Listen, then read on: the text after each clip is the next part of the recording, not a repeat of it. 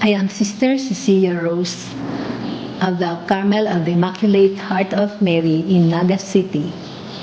I was working as a consultant at the database section, a support group for the loans department at the World Bank.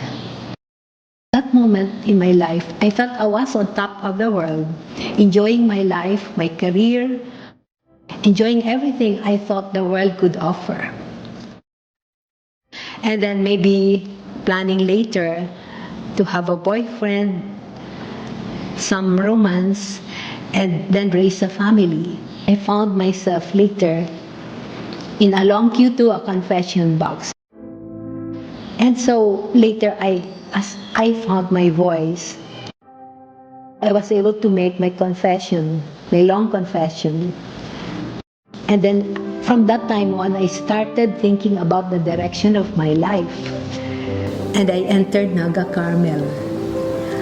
In the convent, I felt like a pagan running around the cloister, not knowing what to do or not knowing anything. But it was a wonder of wonders that I always woke up happy and eager to do anything. And I did not even miss my little favorites of my past fun life. In Carmel, we bake altar breads, which are sold to various places.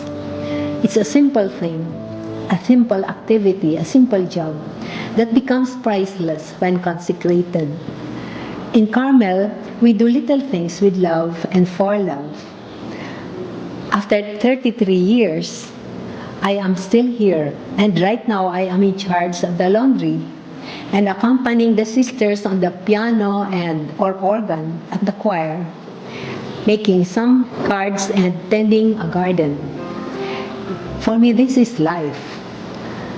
Happily, I invite you, for here, one connects with God, the one who loves you and me.